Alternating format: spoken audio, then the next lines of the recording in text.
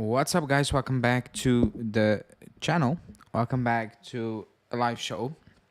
My last one until Wednesday because I'm out, as people know, where we are gonna talk about what happened today, or like not, yeah, what happened today, but not everything because we got linked with some interesting prospects. I'm gonna call them. Excuse me. I'm not gonna discuss that in this video because I recorded a daily video that will drop tomorrow. So I'm gonna talk about them separately. I'm gonna talk about Costa and Chiesa a little bit. It's not gonna be a very long life as usual. Um, and what you guys have to say in the chat. Before we get into it, like the video, subscribe to the channel if you are new. Um, if you have not seen it, then you've been living on a rock, under a rock, excuse me, the last 48 hours. Mirko Di Natale broke the news that Douglas Costa wants to come back, or like, no, he broke the news that he wants to come back to Europe and potentially Juve. He broke the news that Juve are actually thinking about Douglas Costa and bringing him back for the remainder of the season. And the same Mirko Di Natale today, he had an interview with Douglas Costa. Um, I'm not sure if I need to call that an interview, because if you read that Douglas Costa interview, it felt like he was out there looking for a job. You know, it felt like he saw a job application and he applied. That's how that interview basically came across, because he was extremely open, like big time, and he made it very, very clear. He could have just opened up the interview by saying, "Please, Juve, take me back," because that was the vibe you got from that interview from start to finish. You know, we talked about Saudi Arabia. He said like it's interesting, you know, and maybe one day, but if there are other options out there now, I would like to, you know, look in those options. And he went on and he discussed, well, the main option, and that's Juve. And he had quite a few things to say. You know, that's not correct. Uh, Obviously, it's not Giuntoli, it's Douglas Costa.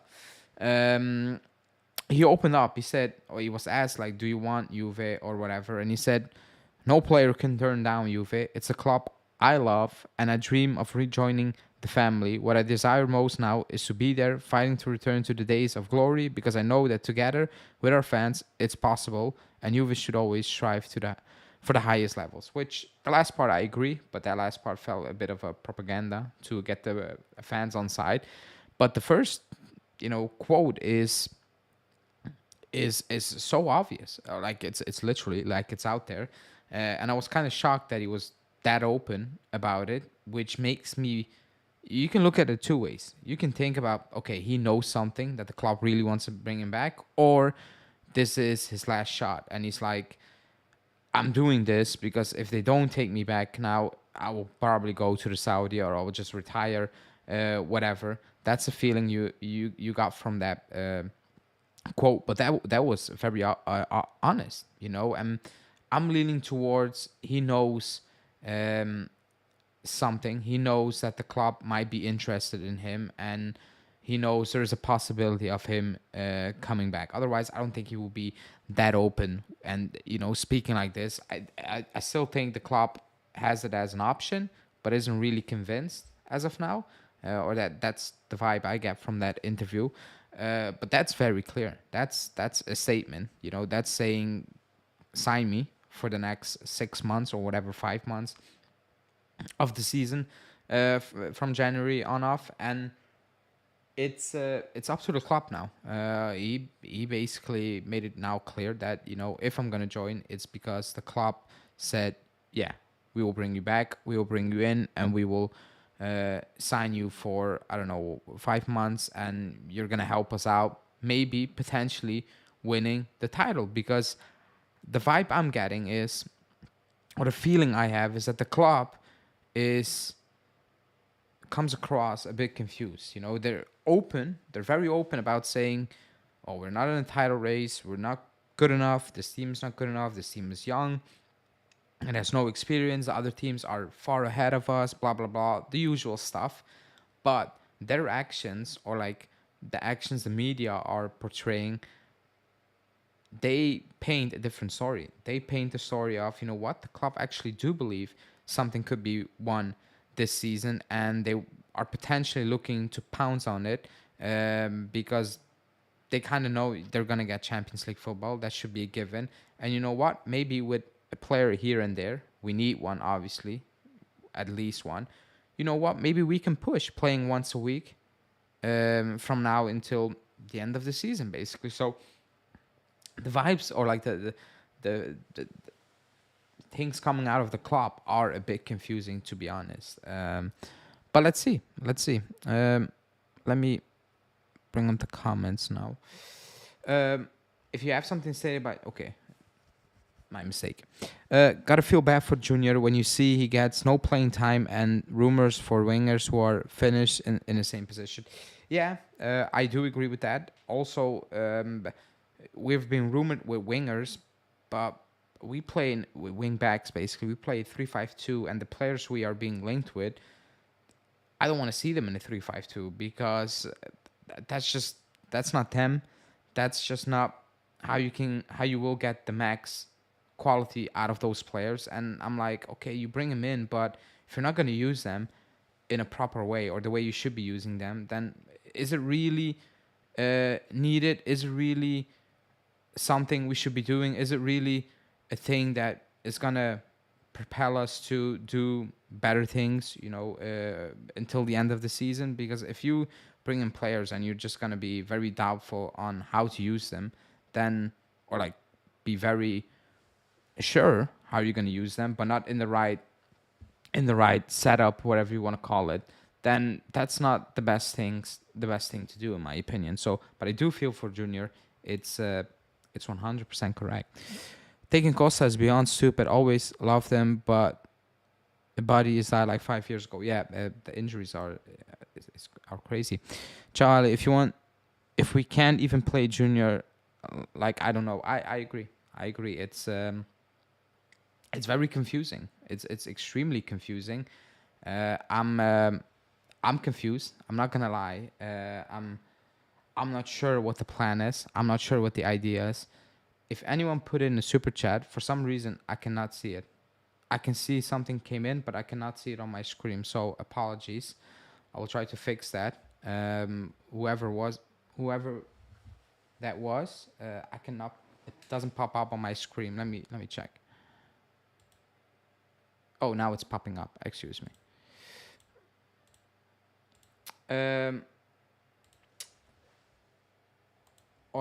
Oliver, thanks for super chat. Now I can see it. You can never say no to Douglas Costa. A lot of people do like Douglas Costa, and they do appreciate him. They do love him, and I can feel why. I understand why, because I'm one of those guys, where I'm like, I can appreciate his qualities. I was so disappointed, and it's not on him. The injury. Like, if a player is injury prone, he's injury prone. Like, I've said it with Pogba, I've said it with every player. That's not on the players. Like, that's them. That's their bodies. They're not sitting there and asking to be injured or to be injury prone or whatever. So I cannot really say anything about that. I like Costa. Like, he's electric. I still think he's electric, and can be in certain moments of the game. But overall, he misses a ton of games. The formation we play, like people are saying, Junior's not getting game time. It's a quick fix. And yes, it's probably going to be for free almost. How many games is he going to be there? Is he going to impact the game? And is he going to take playing time from players that should be playing if you want to build on for the next season? That's my biggest, one of my biggest problems. Besides the fact that I'm not going to be a hypocrite. I've said it. Ex players, I don't want them back. When it's done, it's done. And you need to move on. But the playing time is a factor. Is he going to play for? Is he going to take somebody's spot, and then next season he's gone, and you didn't really develop the player you should be developing? A bit like Sule, where everybody thought, or that the idea was, when Di Maria's injured, Sule is going to play. And that never happened. And at the end of the season, or this summer, you're like, we've not seen enough of Sule. What now? That's my fear as well. It feels like it's going to be a quick fix, and we shouldn't be doing this, to be honest. But let's move on to the other things he had to say, uh, because he was very open, very open. He said, in addition to the challenge of bringing the club back among the world's best, I'm a Juve supporter, and no player could ever say no to them. I reiterate, no player in the world can turn down an offer from them. Wearing those colors means giving your all in every training session and every match. Juve is a family, a team of warriors, a team born to be champion every year. That's a poster quote, a very big poster quote, but that's like, um, that's that's propaganda is not a bad word, but that's big propaganda towards the fans. Look what I say. So I don't take stock in that really, but man, that feels like desperation mode. Like, please take me back. Like, I'm ready to give you, like, to lend you a hand for the next 5 months. I can make a difference. I can help you guys out. I will be very cheap. I'll be willing to be there and all those things. That's the vibe you're getting, and from that quote, it's big time, that feeling, that vibe. um but I mean, the opening sentence of that interview was like, boom, he's extremely desperate. He wants to join, and he wants to join now, basically. As for me, our only signing would be Samachis and maybe loan like Sancho if Man U willing to pay off his wages. Let's see, Costa has also been a legal trouble and a bad teammate as of late in Brazil and US. He makes no sense. He doesn't bring leadership. I don't know anything about that. I'm gonna be honest with you. I have no knowledge of that, because when Douglas Costa left, I I never kept an eye on him, so I have absolutely no idea what Douglas Costa. I thought he retired. I'm not gonna lie, I thought he retired. So I have no idea what happened ever since he left. I didn't follow a single thing. I just looked up his injuries, and he missed like 50% almost of the games he should be available ever since he missed ever since, excuse me, he left us. So I have no idea of off the field, even on the field stuff, because I'm not gonna watch the MLS or the Brazilian league. I'm not doing that. So I have no knowledge about that. So I'm completely in the dark on it. Costa's Juventino 100%. One of us. There's got to be an Ealing conspiracy. I don't think Ealing is that highly rated by Allegri. Like that's a conspiracy. That's just, in my opinion, the fact at this moment in time, the way as we're speaking. So finally, he had the biggest praise, and maybe the reason why he's being linked with us, and that's Allegri, because he said he's one of the most special coaches I've worked with. I have a lot of affection, gratitude, and respect for him. He, as always, gives his all every day for Juve, regardless of the circumstances. I'm not gonna question that, because what happened the last 12 months is ridiculous, and many coaches would probably told the club to, F off, and they would have, left. But he stays. He stayed. But that quote made me think, you know what? Allegri's asking potentially to bring Costa back for 6 months, because that's big, high praise in a delicate moment where the fan base is very split, regarding Allegri, and he's so positive about him. I think he knows that, what, if I come back, it's because of him, because he's asking it. He's asking the club, to try to sign me. So I think Douglas Costa has more tools than Kostic. If only he wasn't injury prone. I don't think that. I'm convinced about that. I'm pretty sure about that.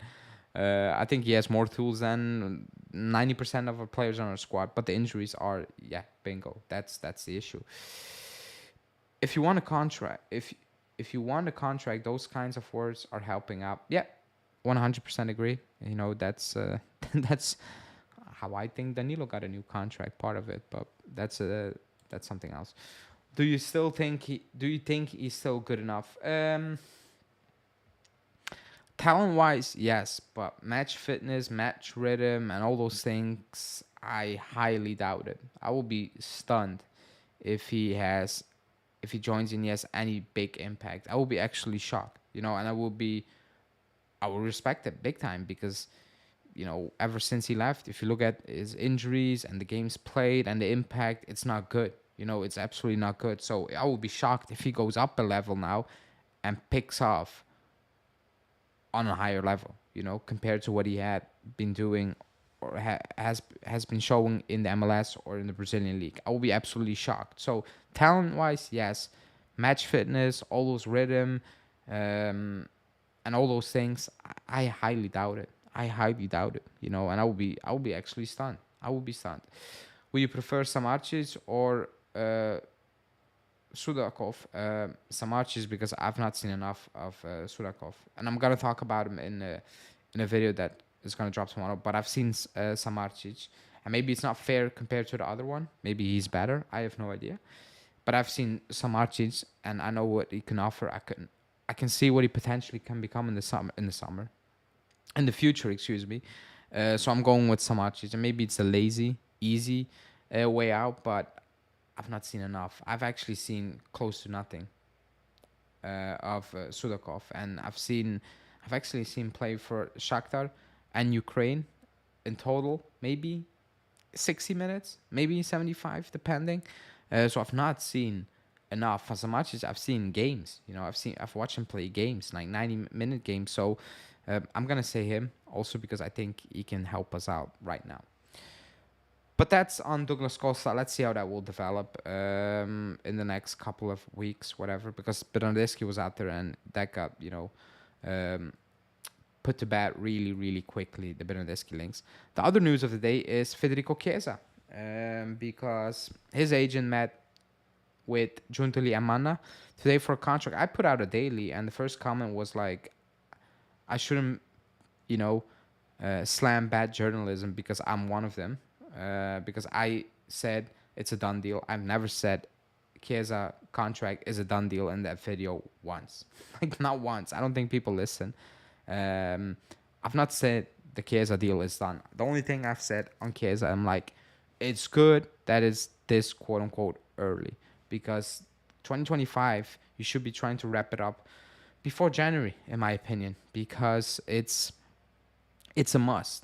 Like, it's an absolutely must to wrap this up in January, before January, in my opinion, because going into a crucial part of the season, heading into the summer window, that's gonna be packed with European football. If Italy makes it to the Euro, if he joins the Euro and he showcases himself over there. Is it in France? No, it's in Germany. The Euros. And he only has a contract until 25. That's an absolutely terrible situation to walk into, and I think that's why Giuntoli wants to try to wrap this up quickly, because you cannot let Chiesa potentially go to the Euros with 1 year left on his contract. That's terrible. That's terrible management from this management if that happens. So the only thing I said is it's good that it's happening now, the talks.